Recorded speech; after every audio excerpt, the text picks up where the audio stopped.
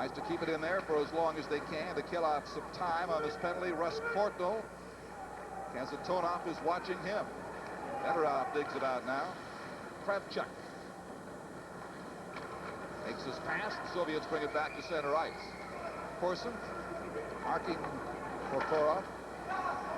Kravchuk around to the near boards. Kept in motion on the left side. Kozlov. Now Smith. And relayed to the blue line, but not out. Good work of keeping it in there by Kozlov. Now they clear. Minute 15 left in Robitaille's penalty. Courtnall will get a rest now. Kasatonov being watched by Corson. Corson falls running into Kravchuk.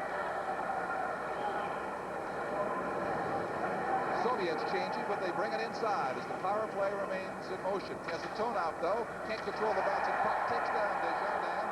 No penalty call. Calls to the referee. Shakes his head no.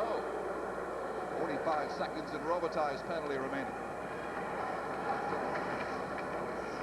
But Seyev brings it in. Slap shot to the point. Glove by Renford from Tatarinov. Tatarinov has a great shot. Generally, though, he puts it up high. This time he kept it low, and Billy Ranford makes the second good glove save. Brent Sutter now is working the referee over Paul Stewart. He's trying to work Stewart, who saw a couple of plays in which he decided not to hand a penalty out. The one by Dirk Graham as he tried to break away. Actually, real good penalty killing here, Don, as the Soviets tried to swing and do different motion plays to get into the zone, and it hasn't worked. Dirk Graham gets checked here. There's the low shot, but no one in front. Ranford snared the puck almost behind him. Tatarinov has a great shot, and he showed it there. Canada has killed the Soviet power play down to 35 remaining seconds. Steve Smith gets bodied by Hyderov. Hyderov was one of the Soviet goals tonight. Now loses it back to Smith. 22 seconds in the Robitaille penalty. Over on the far side, here's a shot blocked by the sliding defender. Stick to Gusarov. Stevens out there with Sutter. Now they bring it over to the right side. Tatarinov into the corner. And shot all the way back down the ice. That'll do it for the penalty because Robitaille is back on the ice. Don, good work by Stevens and Smith, the two defensemen. They were blocking passes. They were strong on the puck along the boards, and they worked it strongly, that penalty killing. Still 2-1 Soviets. This is the Labatt Canada Cup on CTV. He looked concerned as he does right here. His team down a goal, unable to generate very much against the Soviets. He also said today he was concerned about scoring goals against the Soviet Union, and we're well into this game, and Canada only has one. He said the Soviets always play well defensively against Canada. It's about shot them. 18-17. Zipnik spearheading the play there. Couldn't continue. And it's down the ice. Icing is waved off. Zipnik into the corner now against Messier.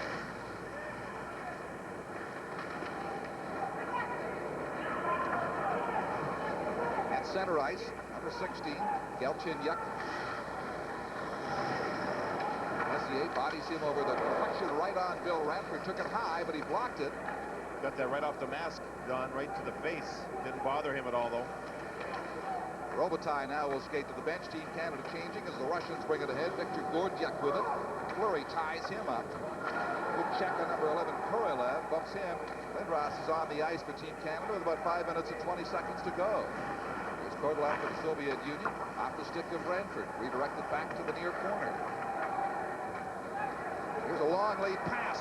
Coming up to Courtnall. Courtnall going in. He couldn't get a shot away. The rolling puck, and he was off balance going in against Igor Kravchuk.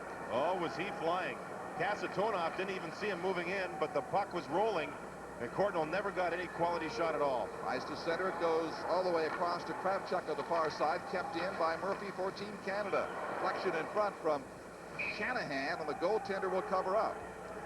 Still 2-1 Soviets. This is the Labatt Canada Cup on CTV. Cup souvenir programs available at participating Canadian Tire stores for only $3 while quantities last. Canadian Tire, your hockey headquarters. Watch the puck. It won't sit down. Courtnall tried to make it sit down. Credit the goaltender for moving out. Courtnall hasn't seen a lot of action, but his speed certainly showed on that shift. Gretzky out of the face-off for Larmer, slides it. Corson couldn't turn around and find it in time, and Vyacheslav Kozlov now for the Soviet Union has it. Fedorov couldn't reach the pass, and it's the center ice area again with 4.5 minutes to go in the period. Still 2-1 for the Soviets, at eventful, but in terms of goal scoring, rather unproductive second period. Corson being watched by the Soviet player Kozlov. Gretzky on the near boards. Kasatonov will watch him as Gretzky gets it across to Desjardins. They try to get the lead pass in, but it's whistled down on the offside just behind Larmer at the blue line. Canada trying to spread out, Don, and they're trying to make the puck do the work instead of skating it up the ice against the Soviets, and it nearly did. One pass was just a little off. Otherwise, the Canadians may have broken in for a good, strong scoring chance. As we look at Steve Larmer, now Summers up around the Peterborough area. A lot of guys buy cottages up around Peterborough and live near the area that Roger Nielsen, the Ranger coach, lives. A lot of hockey defensive lore, and from that area, I'll tell you. Well, Ontario, like so many other provinces in Canada, so hockey rich. Here is Graham shooting it to the Soviet corner. To Taranov, pursuing it in there. Comes away with it to the blue line, being hounded by Sutter. Finally, Batsayev shoots it down to the Canadian corner with less than 4 minutes to go in the second period. Concerted attacks by Team Canada, few and far between, certainly in this period. The odd foray into Soviet territory, but they don't stay long once they get in. They've been outshot 20-18 by the Soviets to this point of the hockey game, and trailed 2-1 with 3.5 minutes to go as Steve Smith brings it inside the line.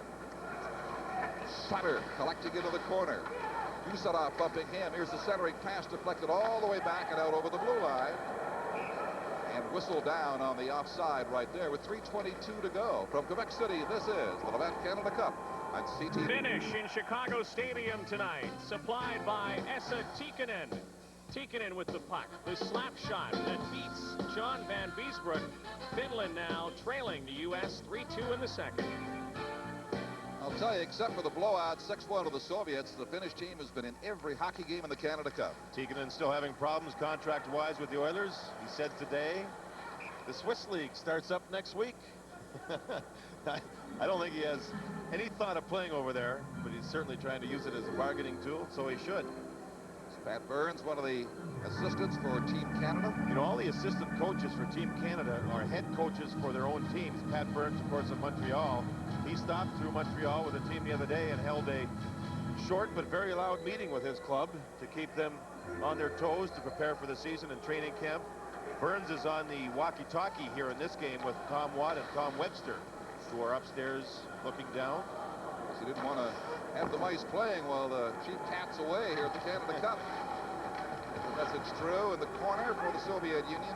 Taranov leads it all the way back to center ice, and Coffey has it. Less than 3 minutes to go in the period. One newspaper speculated that Burns and his loud message was directed at Stefan Richer to get ready and have a strong season.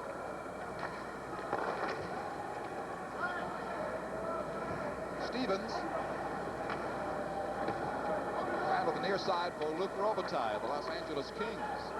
Couldn't find Eric Lindros, and the Soviets clear the zone. Coffey has to be quick now against Karlov.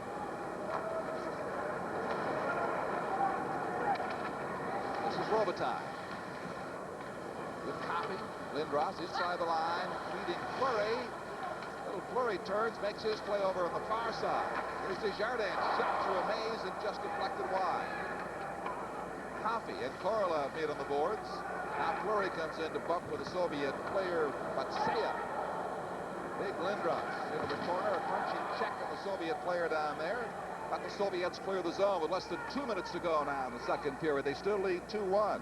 Igor Korolev leaves it at the blue line for Batsayev. Batsayev's backhand shot loose in front. Canada collects it, and they'll bring it forward now. Lindros keeping the Soviet player well behind the play in the corner with another punishing check. He broke his stick on it. No penalty called. Minute and a half left now. Usarov.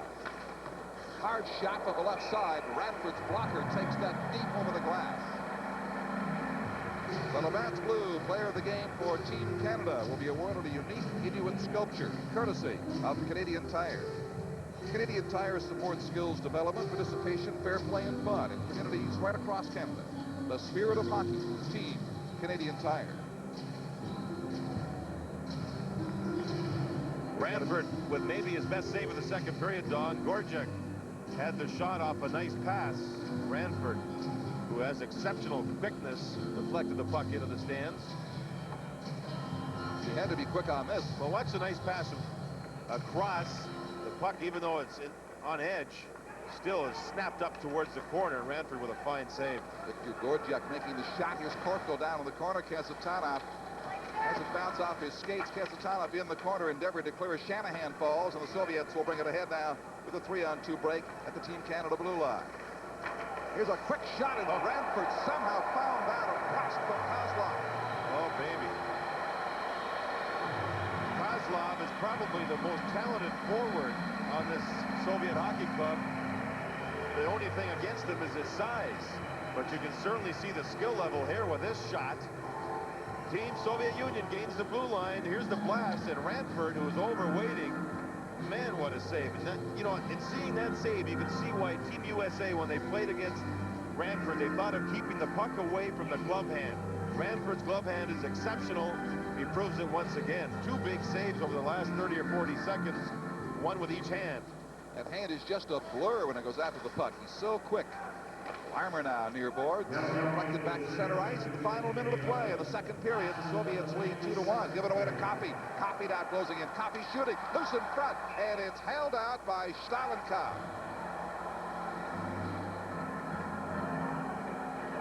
I believe that was Fedorov, who was coming back deep into the Soviet Union zone, and he very casually dumped the puck up, and Team Canada were sitting right there waiting for it, and a scoring chance developed out of it.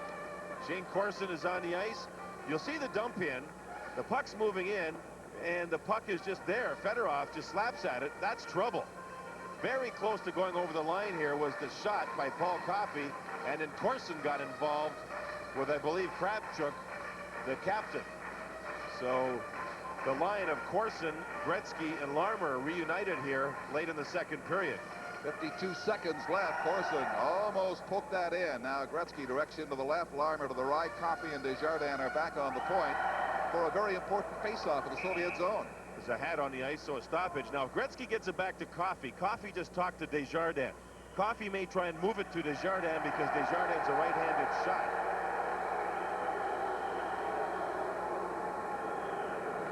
The linesman has the hat, and the guy who lost it wants it back, but not now. Here's the slap shot to the point. Glove by the Soviet goaltender Stalenkov, and again he holds on. That hat belongs to the trumpeter here, and he's upset he doesn't have it back. Now, the play that we talked about didn't work. Oh, now they're the going to hat goes back. All is well. Good guy, that Kevin Collins. Coffey looked at Desjardins, but Lomac and the winger got out at Desjardins quickly, so Coffey had to shoot it himself. Gretzky on the draw. Left point. Here is the shot blocked in front. Rebound, and Gretzky shoots it wide. 35 seconds to go now. Lomakin for the Soviet Union. On the left side is Semak.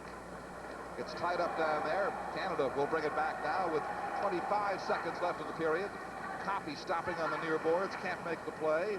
Soviets almost gave it away, but Corson was backpedaling. He has to retreat to center ice with it now with 15 seconds to go.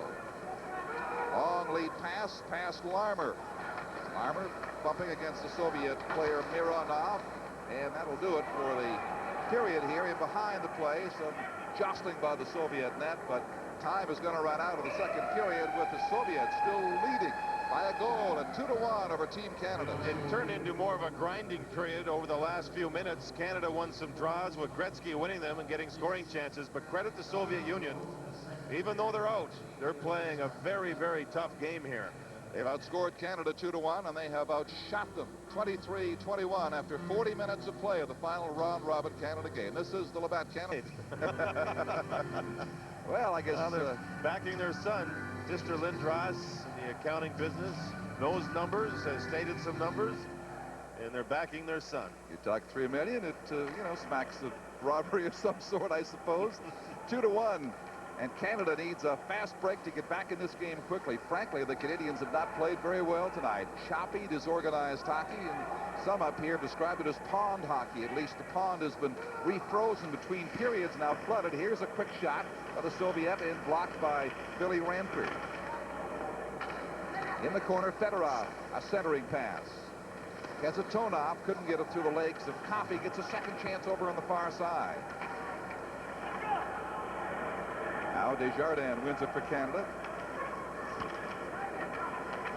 Corson going right in was Gretzky, and he failed to beat the goaltender, Stalenkov.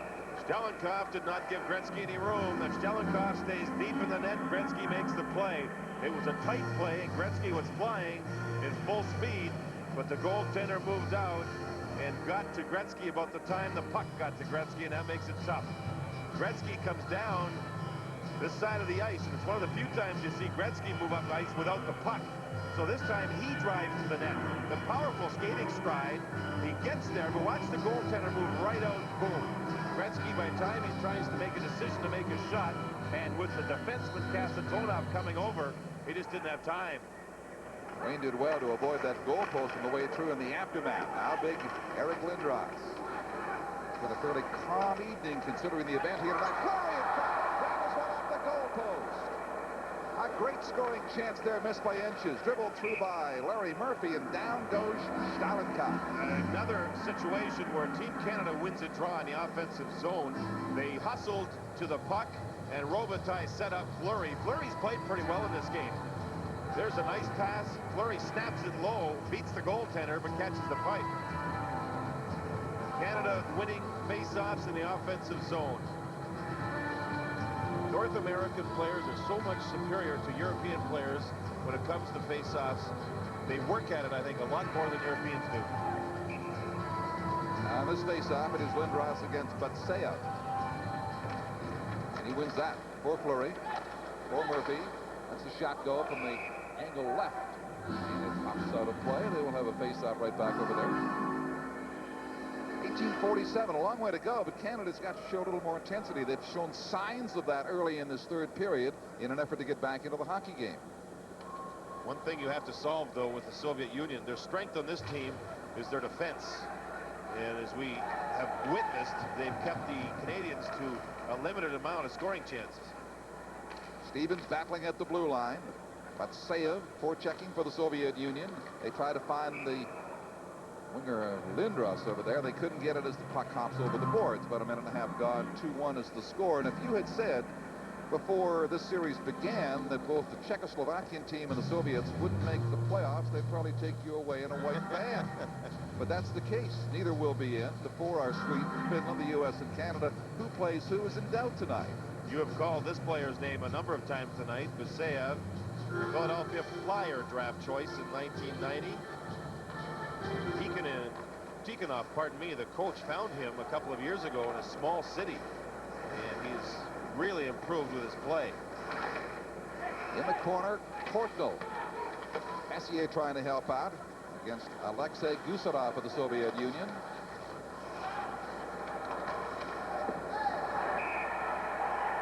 Russ Kortnell's taken down. There will be a penalty to the Soviet Union. Kortnell, just as he went for the puck, had the feet pulled out from under it. Kovalenko is the man that Paul Stewart says will get the penalty. It was a situation where the puck was lost in the feet of Russ Kortnell here. You'll see the puck get trapped up near his skates. Everybody went for the puck, and they knocked Kortnell off balance. So Canada, who trailed by 1 here, get the power play. Interestingly enough, the power play starts with Desjardins playing the right point. He hasn't seen a whole lot of power play time, but the Team Canada coaches have been impressed with his play.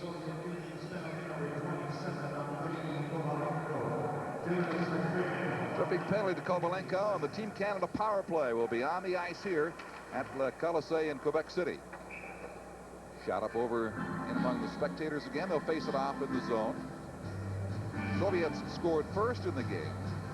Canada tied it up on a Lindros goal, 14:47 of the first period. The Soviets' Kovalenko at 7:46 of period 2 has made it 2-1. Despite a penalty shot and a goal that was not allowed, it's still 2-1. remember that Al McInnes was thrown out during the second period. And when it comes power play time and you don't have Al McInnes, you really lose one of your major parts of your power play. With Smith and Desjardins on the point this time. Messier in the draw with Howard-Chuck. Comes across to Eric Desjardins. Down into the corner it goes. From Howard-Chuck. Desjardins can't hold it. Bayetsev, the Soviet player, going in, and he shoots wide. Mark Messier. A minute and a half left in the Soviet penalty. He gets tied up at the line. Howard-Chuck, though, working against Tatarinov in behind. And the pass by Smith is deflected back to center ice. Canada has to regroup once again. Howard-Chuck circling with a pass to Messier. Shot back to the neutral zone again by the USSR. A little over a minute left in the penalty. Shot to the corner by Desjardins. And we have a stoppage in play once again just outside the blue line with just a minute left now. The power play. The Soviets have been strong, very strong. This is a penalty killing role that they're on now. And they may have gotten themselves another penalty here. Too many men on the ice, I believe. So we will have a Canadian two-man advantage. There's 1:02 remaining in the original penalty. Tikhonov was barking down at the defenseman a moment ago. So a bad change is going to cost the Soviets here.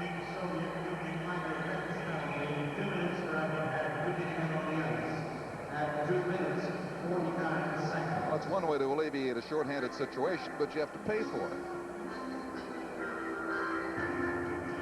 And they may pay dearly here with, as you say, Canada now about to have a two-man advantage. Well, what happens here is with this delay, as the Soviet Union tries to get themselves straightened out, it gives Gretzky and his crew a chance to huddle and try and set up a play here off the draw. All of the Canadian players were huddled like a football team prior to a play, and are discussing what they're going to do if they control a puck with a 5-on-3 situation here. So no doubt a key portion of the game about to happen. There's three players: Kravchuk, number 7, Kazatonov, along with number 24, Vitaly Prokhorov, against a Team Canada power play that has both Lindros and Gretzky on the ice. And it's slapped off the boards past the glove of Gretzky and down the ice. Very important face-off, and that was one of the few that Team Canada has lost. Still 50 seconds to go, and a two-man advantage for Canada. Pass Kravchuk down to the corner. Soviet will golf it. Gretzky will hold it. Make the play across to big Lindros at the far side. He leaves it for Murphy there. Prokhorov bumps. Lindros battling for the puck.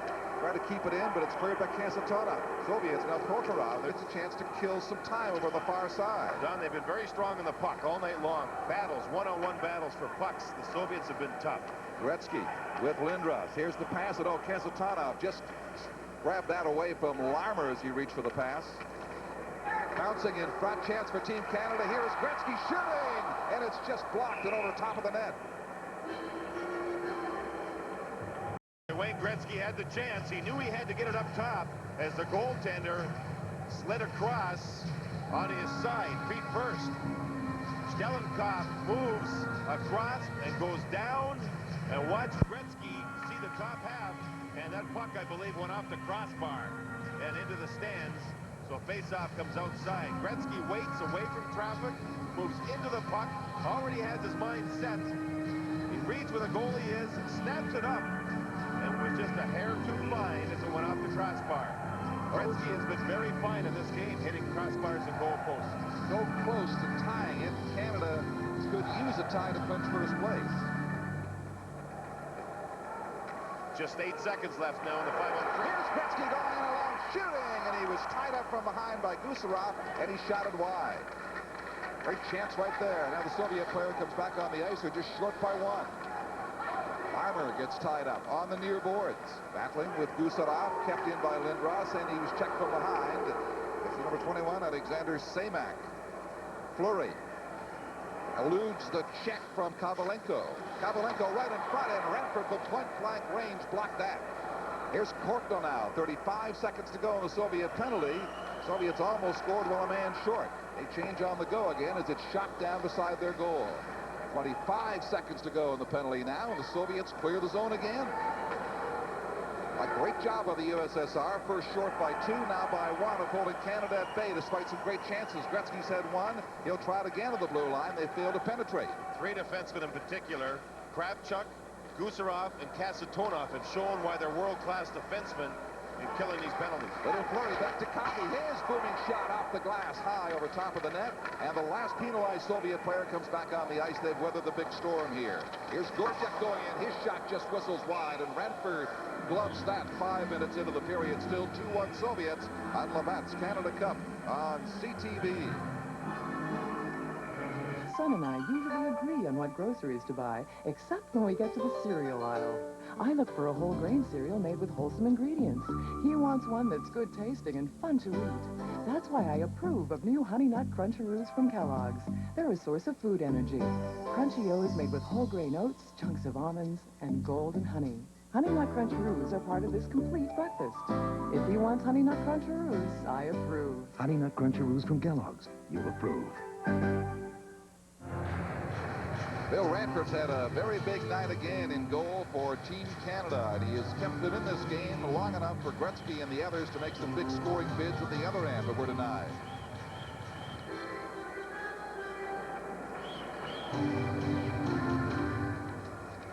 Face off in the Canadian zone. Smith steers it away from Ranford's doorstep and shoots it to center ice. Vladimir Malikov, promising young Soviet defenseman, shoots it right back to the Team Canada zone. Larry Murphy with it now. Graham past the Soviet defense player, gets it down the left boards, but they clear the zone so quickly. It's tough for Team Canada to penetrate, and when they do, they don't often keep it in there very long. Puck goes up among the spectators, and there'll be a face-off here with about 5.5 minutes gone now. Don, in watching the last game with Team Canada against the Czechoslovakians, the Czechs never skated very well. They stood around a lot. In this game, the Soviet Union has been in constant motion ever since the game started. And when they're in constant motion and getting in to the lanes, the 3 lanes on the ice, it's tough for Team Canada to break up and try and set up offensive plays. The dump and chase game may become a very important part over the last 14.5 minutes. Sutter tied up by Fedorov. He gets it free to Kozlov. Kozlov taken down by Smith. Now Prokhorov for the Soviet Union. He's got one of the goals tonight to Fedorov. Tied up by Sutter in the corner. And Graham makes a nice move to get it out of the zone. Murphy tries to steer it ahead. Now Graham for Sutter. Sutter to Tocchet. Tocchet gets turned around, hit from behind as Graham carries on in the Soviet corner. As the Taunot defending for the USSR. Dirk Graham of the Chicago Blackhawks with it there.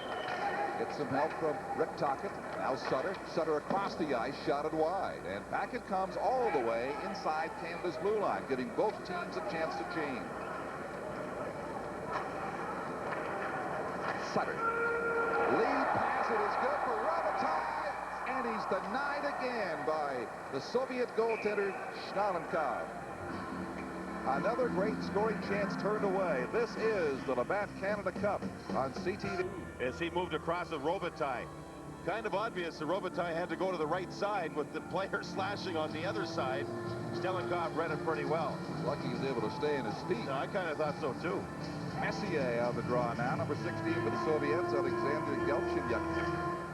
Messier wins the draw. Robitaille giving chase in behind. Gusarov will use the boards to clear it back to center ice. 6.5 minutes gone. Third period still 2-1 Soviets. Soviets on the attack again. Shanahan makes the check in the corner. Now Stevens. Long drive from center ice, glove by Schnallenkov. It could be a penalty, and it is. The goaltender shot the puck directly into the stands without it going off the glass or off a player. So Canada gets another chance here. Well, I don't know. Bad mistake again. First on a poor line change to the ice. Now this kind of a penalty's got to hurt Tikhonov. That's exactly right. I believe the puck was rolling on the goaltender, Stelenkov, and he just released the shot, and he has a straight blade too. One of the few blades you ever see the goaltenders use. In fact, Ranford does too, and that's hard to believe. Two in the same game where the goaltender's blades on their sticks are dead straight. If that puck flipped directly into the stands, 2-minute penalty. So Canada gets another chance. Play of game penalty at 6:50 of period 3. Canada has had a great many opportunities, but have not cashed in, apart from the one goal that they scored in the first period by Eric Lindros. Gorjuk in the penalty box serving the minor. Murphy down the boards to Larmer. From his knees tried to make the pass, and the Soviets clear to the neutral zone. Paul Coffey. Goaltender fails to cut that off. Fleury fighting for it in the corner. Gets some help now from Steve Larmer. Yusupov defending for the Soviet Union. Here's Gretzky. Gretzky to Murphy. Shooting. To a maze. Rebound to score. Larmer ties the game.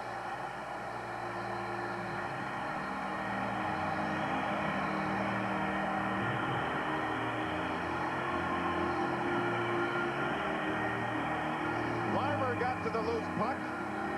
It was a point shot by Murphy, taking the pass from Gretzky, and it's blocked. But it goes right to Larmer. He was not picked up by Tatarinov, and Larmer put it in. Tatarinov was on Larmer, but backed right off, and that gave Larmer an instant or two to get the puck and put it in behind the Soviet goaltender. And on the power play, the Canadian club ties it up. You'll notice that Lindros was not on the ice on that unit, Don. They had Fleury in his place with Larmer and Gretzky, and the Canadians won the face-off with Fleury and controlled the puck. So Larmer gets his third goal of the tournament, and Canada's got a tie with the Soviets here. 7.5 minutes into the final period. Samak offside called at the blue line of Team Canada. 2-2 is the score. This is the Labatt Canada Cup on CTV.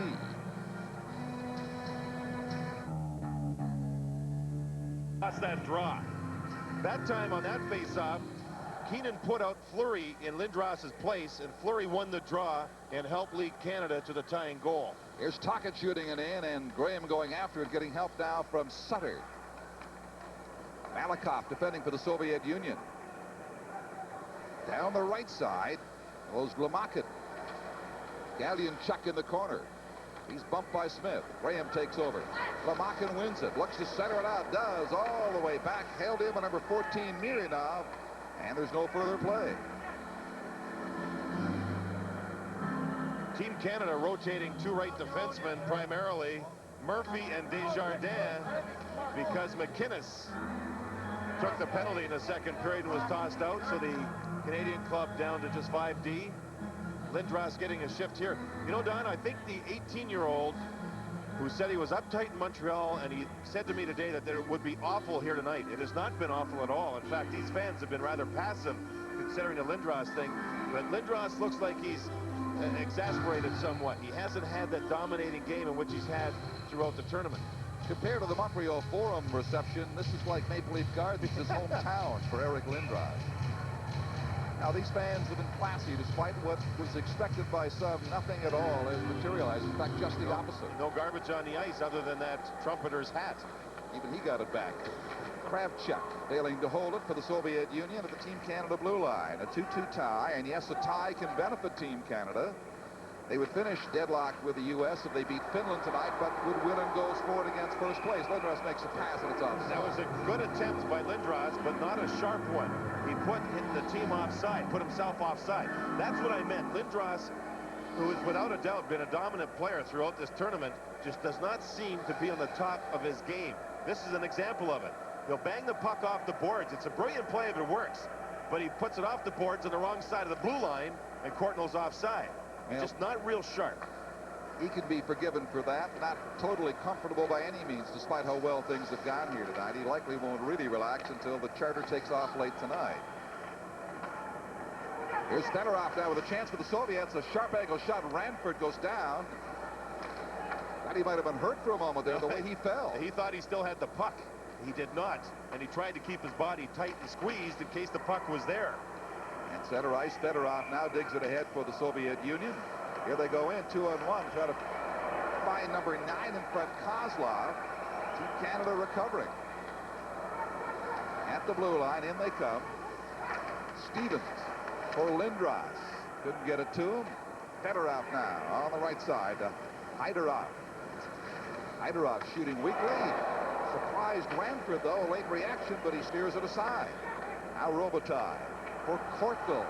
Lots of skating here with Messier digging in ahead of the play, and the rest of Team Canada changing on the go. Almost looks like the Soviet Union, every time they come up the ice, is coming down their left side. Team Canada's right side. And remember, Team Canada's minus a